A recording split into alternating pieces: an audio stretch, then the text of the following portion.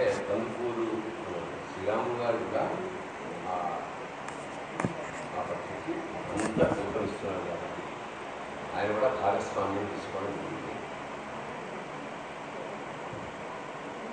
నేను స్కూల్లో చదువుతున్న రోజుల నుంచి నాకు ఒక విషయం ఇప్పటి వరకు ఒక గంగ కనిపిస్తుంది, ఎప్పుడు చూసాను. అది ఏమిటంటే, మీరు కూడా చాలామంది చూసే ఉంటారు, ఒక స్కూలు అలాంటి ఒక ముఖ్యంగా గవర్నమెంట్ స్కూల్ పక్కన 5-6 కుప్పల రేగిపళ్ళు ఎండిపోయినవి, కొంచెం ఒడిలిపోయినవి పెట్టుకుని ఒక ముసలమ్మ కూర్చుని దాన్ని మీద ఈగలు వారకుండా ఇలా అంటూ, ఇవి ఎప్పుడు అమ్ముడుకోవాలి, ఆవిడకి ఎప్పుడు డబ్బులు రావాలి, ఆవిడకి ఎప్పుడు అన్నం తినాలి, ఇది అది వ్యాపారం చేస్తుందా ఏమన్నా కాలక్షేపమా అన్నట్టుగానే నాకు ఎప్పుడు ₹1 రాదు. సాయంత్రం వెళ్ళేటప్పటికి ఒక కుప్ప 2 కుప్పలు అమ్ముకుపోతాయి, ఆ ₹2 పావులు తీసుకుని వెళ్తుంది.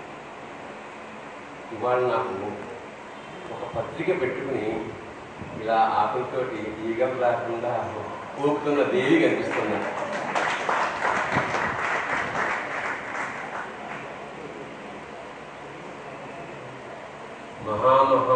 వాళ్ళు చేయలేని సాహసం. భారతి లాంటి పత్రికలు మూతపడిపోయింది, ఆంధ్ర పత్రిక మూతపడిపోయింది, చాలా చాలా పత్రిక నడపలేదు. అసలు పత్రిక నడపడం అంటే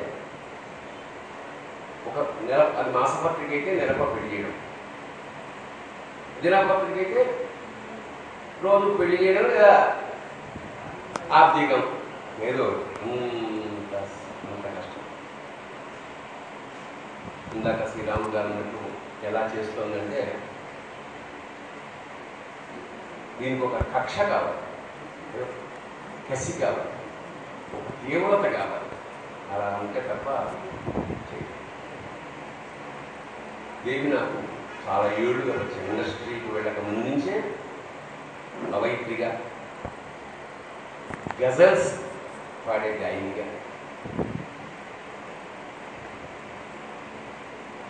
డాన్సర్గా చాలా కళలు ఉన్నాయి అమ్మాయి. అందుకే నిలవంగా అనిపించాడు, చాలా కళలు. మంచి స్నేహితురాలు. సడన్గా ఇండస్ట్రీకి వెళ్ళి నేను వెళ్ళిపోయి 8 ఏళ్ల తర్వాత వెనక్కి వచ్చేటప్పటికి ఒక మంచి లాయర్గానే కాకుండా ఇలా ఒక ఎడిటర్గా ఒక వ్యక్తి ఉండడం, దాని నెలవంక నెమలిక అని పొడుగైన పేరు పెట్టడం, అక్కడ పొరపాటున కూడా కమర్షియల్ వాసన ఏమీ లేదు. అంటే ఇది చూడగానే ఇది కొనక్కర్లేదు అలాంటి పత్రిక. కొన్ని చూడగానే అభిసారిక, రమణి, రా కొను, లే పోదాం, ఇట్లాంటి పత్రిక కాదు. కవుల సామాగ్రి అంటే పచ్చి కవిత్వపు పత్రిక.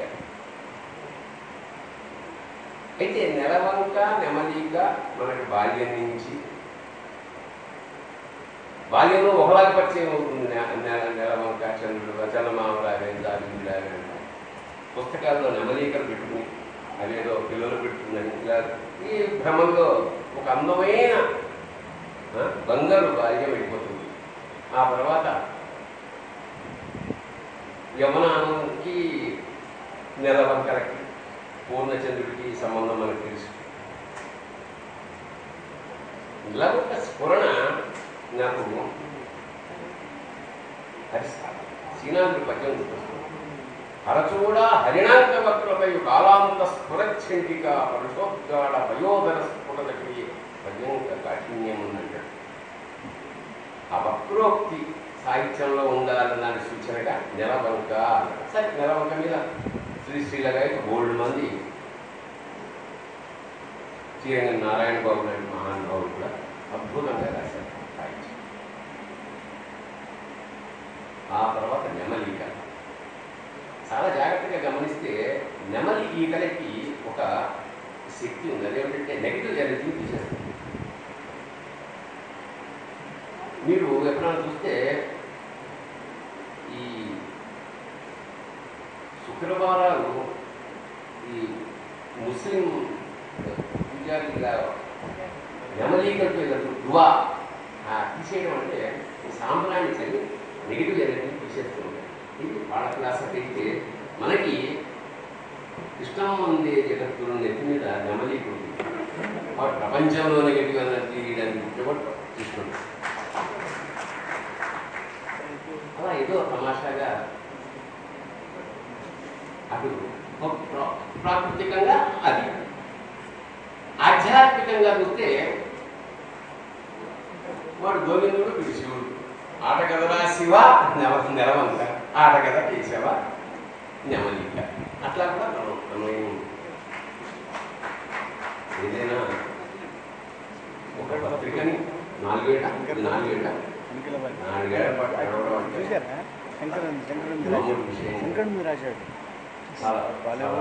గొప్ప పాయింట్ ఏం చెప్పిందంటే మాటల్లో, మీరు రూపాయి ఒక్కర్లేదు, మంచి కవిత్వం నాకు రాయండి. ఇవాళ అట్లాగో ఇట్లాగో దొంగతనం చేసి ఏదైనా చేసి రూపాయలనే ఇవ్వకం కానీ మంచి కవిత్వం మాత్రం ఇవ్వడం కష్టం అని చాలా సవినయంగా మనం రావట్లా. ఈ దశాబ్దంలో ఈ కవిత్వం చదవకపోతే ఇది పుస్తకం చదవలేదా, నా జీవితం వ్యర్థం అన్న సాహిత్యం ఈ దశాబ్దంలో ఎక్కడ వచ్చిన దాఖలాలు నాకైతే కనుక ఇప్పుడు చూసిన ఇప్పటికి కూడా. ఇప్పుడు మీరు అన్వయి ఇప్పుడు రాముడు గారు చదివిన లిస్టులో కూడా ఎంతసేపు పోతన, వేమన, శ్రీశ్రీ, బాలగంగాధర తెలుగుతో ఆగిపోయింది తప్ప మళ్ళా ఇంకేం లేదు. అంటే నిలబడే కవిత్వం, శాశ్వతత్వం ఉన్న కవిత్వం ఎందుకు రావట్లేదు అంటే నాకు ఈ పుట్ట కవులు ఎవరైతే ఉన్నట్టు నెమలీపిగా నెమలికకి రెగ్యులర్గా రాసిన ట్వీట్స్ ఎవరు వాడు రాస్తున్నట్టు తప్ప చదవట్లేదు. ఫస్ట్ కంప్లైంట్ ఈజ్ వాడు చదవట్లేదు. వాడికి పట్టుమని గోర్కీ ఎవరో తెలియదు, చెఖోవ్ ఎవరో తెలియదు, షేక్స్పియర్ తెలియదు, కాళిదాస్ తెలియదు, పోతన తెలియదు, వేమన తెలియదు. ఎప్పుడు చెప్పినా ఉప్పు కప్పురం కప్పులు అద్దప్ప ఇంకా ఎప్పుడైతే నీ బ్యాంకులో అక్షరాలు లేవో నువ్వు ఏం చేస్తావు, ఏం రాస్తావు. ఎంతసేపు సినిమా చూసి క్యాసెట్స్ చూసి సినిమా రాసినట్టు అది వ్యాపారం మాకు తప్పదు. బట్ కవిత్వం అది కాదుగా. కవిత్వం ఒక వాక్యం, ఒక కావ్యం, రసాత్మకం. వాక్యం రసాత్మకం, కావ్యం అన్నది ఒక ముక్క దొరుకుతాడు అయిపోవాలంతే. అది ఓ అనిశక్తి ప్రభాతం చేయగలిగాడు. అలాంటి పని చిన్న చిన్న కవిత్వంతో జీవన సారాన్ని అలా పిక్చరైజ్ చేసేయగలిగాడు. కాళిదాస్ చేయగలిగాడు, పోతన చేయగలిగాడు, ఎన్ని చేయగలిగాడు. ఎంత జీవన సారాన్ని చేయగలిగాడు, అన్నమయ్య చేయగలిగాడు మీరు అన్నట్టు. ఎందుకంటే వాళ్ళు టోటల్గా దాన్ని ఫోకస్ చేసి జీవితాన్ని ధారపోసిన వాడు సాహిత్యం కోసం. అంచేత ఆ రసస్వరూపి ఇప్పటి కూడా కాళిదాస కవిత నవకయ. ఏం కావాలి నీ జీవితంలో? కాళిదాస్ తర్వాత ఒక కవి రాస్తాడు, కాళిదాస కవిత నవభయ నవయమనం మాహిషంచ శర్కర భయ. మంచి ఏది పాలు పసుదారిస్తుంది. అయిన మాంసం అవలాచ కోమల. అయిన మాంసం జింక మాంసం అందమైన సంభవంతు మమ జన్మ జన్మని. ఇవన్నీ నాకు ప్రతి జన్మలోని కావాలి. ఇవన్నీ లౌకిక వ్యవహారం ఇవ్వడం కూడా ఫస్ట్ కోరిక ఏమిటి? కాళిదాస కవిత. అలాంటి రసస్సు మనకి ప్రాంతాలు జీవనం పరుగు ఎక్కువైపోయి చూసిన 4 ముక్కలు రాసేసి కవిత్వం అనే స్థితికి వచ్చేసింది. అంచేత మంచి కవిత్వం మంచిది ఇవాళ అంటే కాళిదాస్ కవిత కాదు, అసలు మంచి కవిత అంటతా పడతా ఉంటున్న కవిత లేదు. అంచేత ముందు రాయాలంటే బాగా చదవాలి. ఎంత చదవాలంటే ఇంకా నేను మొన్న అడిగే కనీసం 1000 పుస్తకాలు చదవాలి. 100 గంటతా పట్టగలగాలి. విశ్వ సత్యనారాయణ అంటే శ్రీశ్రీ అంటే ఎందుకు అవసరమా? ఒక కవి నా దగ్గరికి వచ్చాడు, సినిమా కవి. నా పుస్తకం నా దగ్గర పెద్ద లైబ్రరీ ఉంది. అవి చూసి సార్ సినిమాకి రాయాలంటే ఇవన్నీ అవసరమా అన్నాడు. నాకు అవసరం మీకు అక్కర్లేదు. ఎందుకంటే మీకు సీడీ తీసి సీడీ పెట్టే రోజుల్లో మీకు సాహిత్యంతో పరిచయం ఏముందా? ఒకడు వచ్చాడు, సార్ నేను సినిమాకి పాటలు రాద్దాం అనుకుంటున్నాను సార్. ఏం చదివారయ్యా? నేను అన్నీ చదివేశానంటే మా శ్రీ మహాప్రస్థానం. మహాప్రస్థానం అంటే ఏమిటని? మహా అంటే పెద్దది సార్. ఏం పెద్దది? ప్రస్థానం పెద్దది. ప్రస్థానం అంటే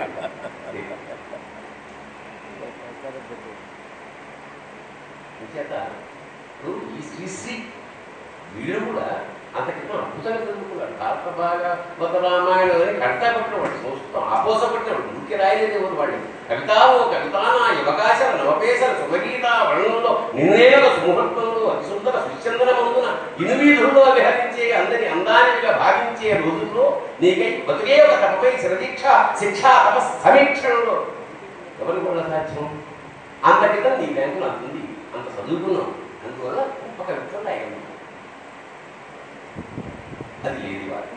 అంచేత మంచి కవిత్వం కావాలంటే బాగా చదవాలి, అబ్జర్వ్ చేయాలి. ఇవాళ మన యోగం ఏమిటంటే దేశ విదేశాల కవిత్వం, సాహిత్యం, సినిమాలు ఎడం చేత్వం టిక్ పట్టగానే ఒక క్లిక్ దూరంలో ఉన్నాయంటే చదువుకోవడానికి ఇంత అవకాశం ఎప్పుడు లేదు. పాపం చచ్చిపోయి ఆ కాటాకు గ్రంథాలు పడి సరువు వెతికి చదువుకుని జ్ఞానం సంపాదించడం చాలా.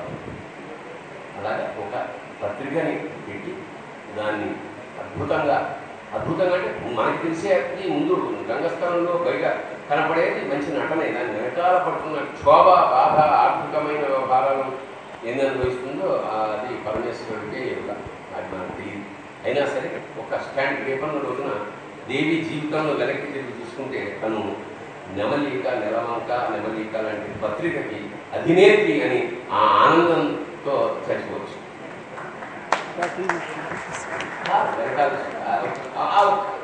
తన కిరీటం ఆ ఒక్క నెలవంక పక్కన ఆ నెమలిక ఉంటుంది. అలాంటి ఒక పత్రిక మరింత ఇవాళ నేను చూస్తున్నాను. అనంతపురం నుంచి, కర్నూలు నుంచి, అక్కడి నుంచి, ఇక్కడి నుంచి ఇంతమంది రావడం. ఈ రంగస్థలం మాకు బాగా పరిచయం. ఎందుకంటే ఇక్కడ రసరంజన్ కంటిన్యూస్గా నాటకాలు ఆడిన రంగస్థలం. చాలా ప్రిన్సిపల్డ్గా అయితే ఆంధ్ర సారస్వత పరిషత్తుగా దీనికి ఎంతో చరిత్రలో ఎంతో ఉంది. ఇలాంటి పరిస్థితుల్లో ఇవాళ కలహంస పురస్కారం మా ఇంద్రగంటి జానకి బాగా ఇవ్వడం, జీవన సాఫల్యం. ఆవిడ జీవనం ఆల్రెడీ సాఫల్యం అయింది. ఎందుకంటే ఆవిడ వృత్తి ఏదో ఏపీఎస్ఆర్టీసీలో ఇక్కడ పనిచేస్తూ ఎన్నో నవలు, అంటే ఆ కుటుంబమే సాహితీ కుటుంబం. అసలు వాళ్ళు ఆ ఇంటికి వెళ్తే అక్కడ ఒక 2 గంటలు 3 గంటలు కూర్చుంటే ప్రతి వాళ్ళు ఆ మాట్లాడుకునే విధానం, ఆ సంగీతం, సాహిత్యం, ఆ హిందుస్థానీ సంగీతం గురించి ఎన్నెన్నో విషయాలు. అంటే రెగ్యులర్గా వంకాయలు బాగున్నాయా, టీవీలో సీరియల్స్ వస్తున్నాయి, ఇవి తప్ప అసలు ఒక సాహితీ కుటుంబంతో ప్రయాణం చేయడం అనేది అంటే నేను చేశాను కాబట్టి. ఎందుకంటే మోహన్ కృష్ణ నాకు బాగా పరిచయం. గ్రహణం మేము కలిసి తీసాం. ఆ తర్వాత ఇవాళ లబ్ధ ప్రతిష్ఠుడైన ఒక సెన్సిటివ్ డైరెక్టర్ ఎందుకంటే మోహన్ కృష్ణ మన తెలుగువాడు గర్వంగా చెప్పుకోగలిగిన ఒక మంచి దర్శకుడు స్థాయికి ఇవాళ ఉన్నాడు. అలాగే ఎందుకంటే శ్రీకాంత్ శర్మ ఎన్ని నాకు ఎప్పుడైనా తెలుగులో సంస్కృతంలో డౌట్స్ వస్తే గురువు గారికి ఫోన్ చేశాను. ఇంకా ఆయన తండ్రి గారు ఇంకా ఇది ఎంతమంది ఆ కుటుంబమే సాహిత్యంలో అలాగా ఎందుకంటే జానకి ఎన్నో నవలు, కథలు, కాదు అన్ని ప్రక్రియల్లోనూ ఆవిడ సాధించి వాళ్ళ సాహితీ పురస్కారం అనుకున్నది. చాలా కలహంస మళ్ళీ ఇక్కడ అంతా కూడా పోయిట్రీకి మిస్ అవ్వకుండా కలహంస నాకు భర్తృహరి పద్యం గుర్తొస్తూ ఉంటుంది. హంస లక్షణాలు మన వాళ్ళు ఏం చెప్పారంటే అంటే అది ధమాన్వితమైన చాలా పొయిటిక్గా ఉంటుంది. ఎట్లాగంటే కమలభవుండు కోపమున వాహనమైన మరాళ భర్తకు కమలమణి విహారకలనంబుదొలంగగజేయుగాని గుంఫనమున దుర్గజీవన విభాగ విధాన నిరుడ నైపుణీజనిత మహావిభవ సారము హంసకు మాంపజారునే. బ్రహ్మ కోపం వచ్చి హంసకు ఉద్యోగం తీసేచ్చేమో కానీ తన వాహనం కాబట్టి డిస్మిస్ అనొచ్చు. కానీ హంసకు సహజంగా ఉన్న విద్య పాలని నీళ్ళని మీద చేయడం విద్యది అది తీసేయడం బ్రహ్మను మాత్రం తరుమా అన్న ఒక ఉద్దేశం ఆ కలహంస అంచేత మోస్ట్ పొయిటిక్ నేమ్ అంటే కలహంస అయితేనేమి, నెలవంక అయితేనేమి, నెమలికి. సో అచ్చంగా పొయిట్రీ మీదే అంటే మామూలు లౌకికంగా ఏం చేసుకున్నా పొయిట్రీ అనేది బేస్ చేసుకుని బతుకుతున్న దేవి లాంటి స్నేహితురాలు నాకు నేను గర్వపడుతూ ఇలా ఇవాళ జీవన సాఫల్య పురస్కారాన్ని ఎప్పుడో ఎన్నో పురస్కారాల రకంగా ఉన్న కుటుంబం అది. ఆ కుటుంబానికి అన్నీ ఎన్నో చెందాలి. ఇంకా ఏమో మన అదృష్టం కొద్దీ ఏమీ రాలేదు. ఎందుకంటే ఇవాళ వాడికి పద్మశ్రీ వచ్చిందంటే రాలేదంటే చాలా ప్రతిభావంతుడై ఉంటాడయ్యా, అందుకే రాలేదేమో అనే స్థితికి వచ్చింది ఇవాళ. అంచేత ఆ కుటుంబం చాలా ప్రతిభావంతుల కుటుంబం కాబట్టి వాళ్ళకి పెద్ద అవార్డ్స్ ఏం రాలేదు. అందుకు సంతోషిస్తూ అంటే పైరవి ఏమీ చేయకుండా ప్రశాంతమైన జీవనం గడుపుతున్నందుకు నమస్కరిస్తూ వేదిక మీద నా ఆత్మీయ మిత్రుడు సివిఎల్ నరసింహరావు, ఇంకా వాడు వేలు పెట్టడం రంగం లేదు, చక్రం వేలు పెట్టడం అంటే చక్రంలో